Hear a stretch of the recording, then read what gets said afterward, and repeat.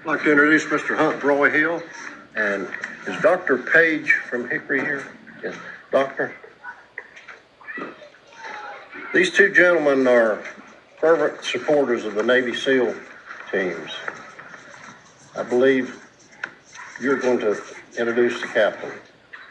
It's my honor. I'd like to first thank Dr. Page, my dear friend, for talking Brian and his wonderful family to come up and join us today. It's truly an honor. Normally these type of things, there's a brief introduction is in order. Unfortunately, with Brian's career, it's not going to be very brief. So if you'll just stand by for just a second. Captain Johnson was a native of South Dakota. He graduated from the Naval Academy in 1984. He rowed varsity lightweight crew and received his bachelor degree in engineering.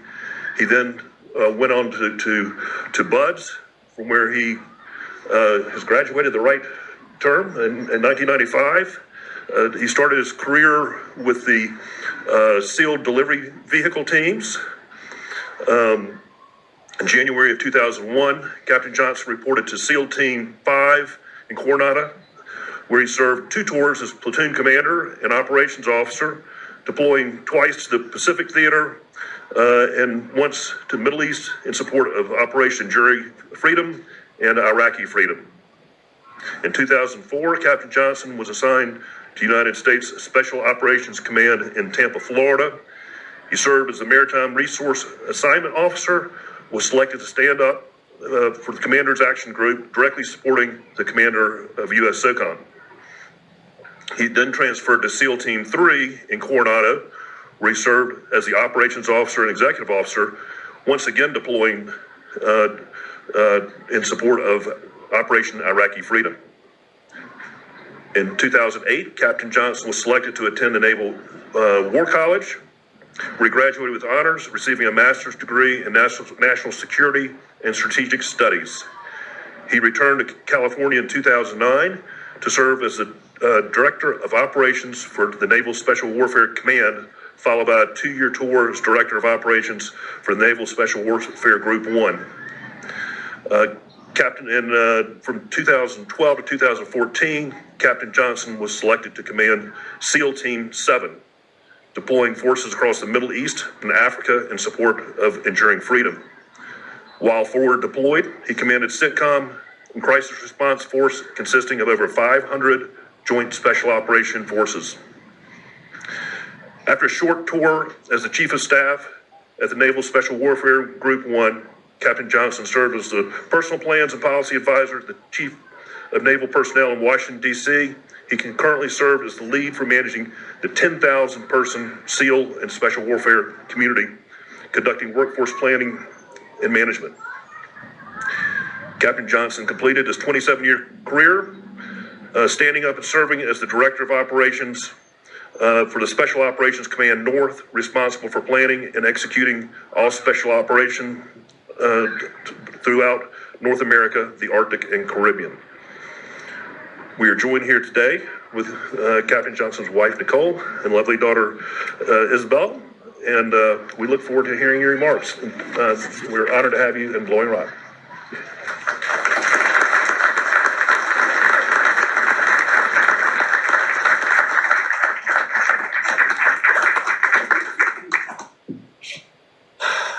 Well, good morning. Morning.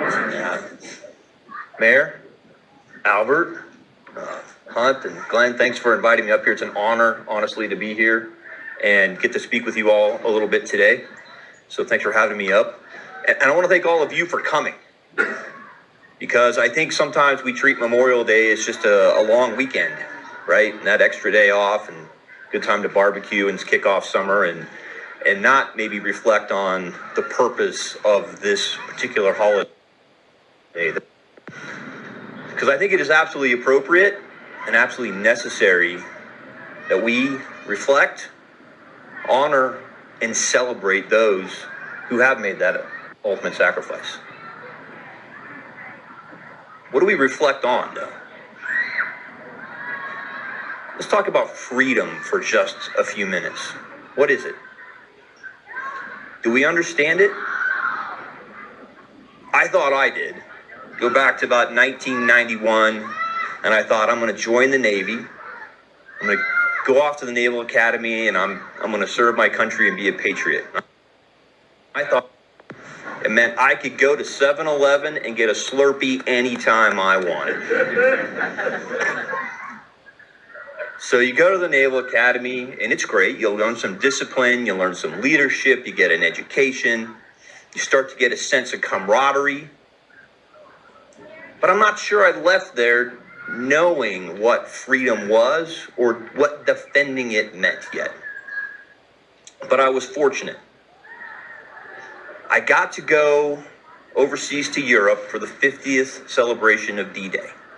A small group of us from the Academy got to go and participate in the events and spend a week touring the battlefields, Omaha Beach, seeing what it was like for those soldiers and Marines and sailors that went ashore and flew overhead, and seeing what it looked like. And I can tell you, no movie will ever do that justice. But what really caught me off guard while we were there was not the celebrations or the different groups that was there, is that when we would stop at a battlefield, and it was just a field, French citizens would come out of their homes and walk across these fields and walk up and just grab us and hug us. They remember, these were children back in 1945, and they could remember what they went through. And they saw the carnage. And just to see us, and we were young. We hadn't done anything in the military, right? We were just starting careers, but they would walk across these fields and just hug us and thank us profusely for what, our grandfathers had done. And for me, that was a moment I will never forget, because it resonated in terms of maybe I don't understand what freedom is. And so it kind of began my journey through the military of realizing that we as a nation since 1776 have exported one thing consistently, and we've done it well. And that is this ideal of freedom.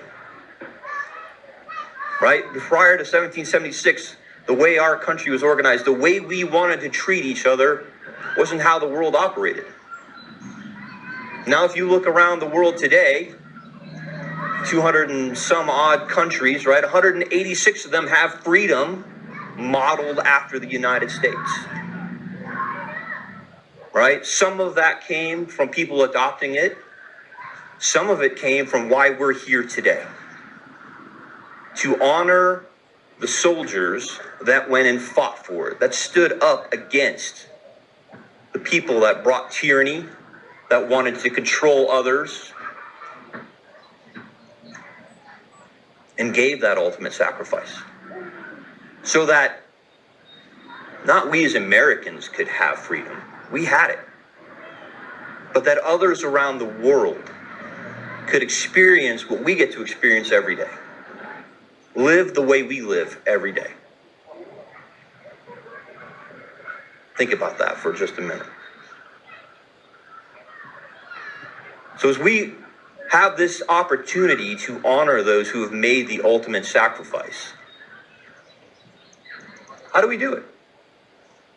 How do we honor them? I think ceremonies are great, speeches are great, but how do we honor them? And I will suggest, perhaps it's by going out and being a great citizen. By continuing to represent the ideals of this freedom that we as a nation have put together, that we have exported. Living up to that every day. Continuing to teach our children the value that comes from this freedom. It's not free. It has to be defended. It has to be earned. And occasionally we have to sacrifice everything to keep it. Finally, I think what's really important is that we celebrate. Now, I've been in a fair amount of combat. And I have lost several friends. Michael Mansour, Medal of Honor winner. Michael Murphy. Seth Stone. Ryan Joe.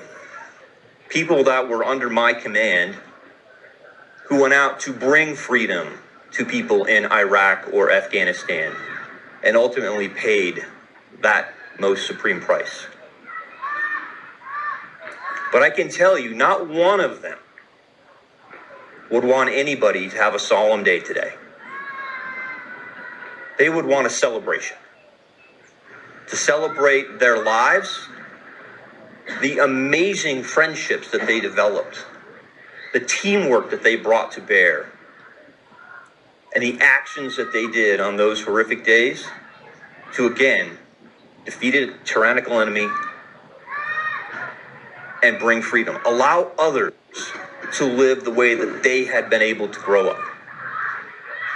So I would say today, it's not solemn. Let's celebrate. Raise a glass to these men and women who paid the ultimate sacrifice. Celebrate their existence. Celebrate their parents who raised them to understand the value of fighting for something worth keeping. We should all be incredibly proud. Incredibly proud. And we should celebrate this Memorial Day those who we are honoring. Thank you.